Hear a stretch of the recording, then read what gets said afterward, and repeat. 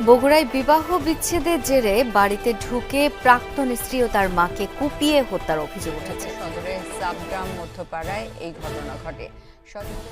বগুড়ায় গভীর রাতে ঘরে ঢুকে মা ও মেয়েকে কুপিয়ে হত্যা করেছে দুর্বৃত্তরা। বগুড়া সদর উপজেলায় শুক্রবার 28 ফেব্রুয়ারি রাত 1:45টার দিকে সাবগ্রাম দক্ষিণপাড়ায় এই ঘটনাটি ঘটে। নিহতরা হলেন ওই এলাকার আনোয়ারা বেগম ও তার মেয়ে সকিনা বেগম। স্থানীয় সূত্রে জানা গেছে, প্রথম স্বামীর সঙ্গে তালাক হওয়ার পর 6 বছর আগে হাসনাপাড়া গ্রামের রুবেল মিয়ার সঙ্গে সকিনার বিয়ে হয়।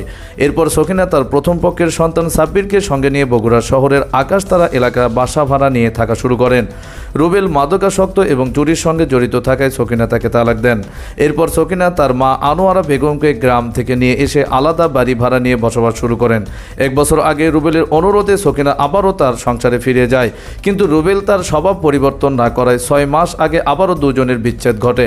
এদিকে মা মেয়ে সাবগ্রাম দক্ষিণপাড়ায় 2 শতাংশ জায়গা কিনে সেখানে টিনের বাড়ি তৈরি করে বসবাস শুরু করেন তারা।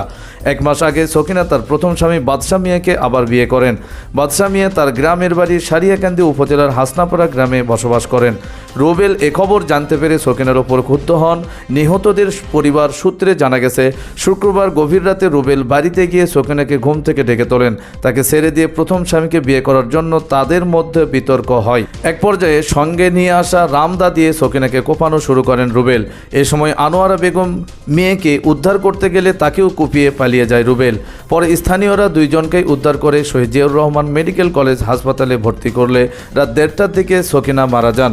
পরে শনিবার 1 মার্চ বেলা 11টার দিকে সকিনার মা আনোয়ারা বেগমও চিকিৎসাধীন অবস্থায় মারা যান। বগুড়ার নারুলি পুলিশ ফাঁড়ির ইনচার্জ নাজমুল হক বলেন, ঘটনার পরপরই পুলিশ ঘটনাস্থল পরিদর্শন করে বাড়ির পাশে বাঁশঝোড় থেকে রক্তমাখা রামদা উদ্ধার করেছে সরাসরি স্পট। এ ঘটনায় অভিযুক্ত রুবেলকে গ্রেফতার পুলিশের একাধিক টিমও কাজ করছে। নিহতের মা মেয়ের মরদেহ হাসপাতালের মর্গে রয়েছেও বলে জানিয়েছেন তিনি।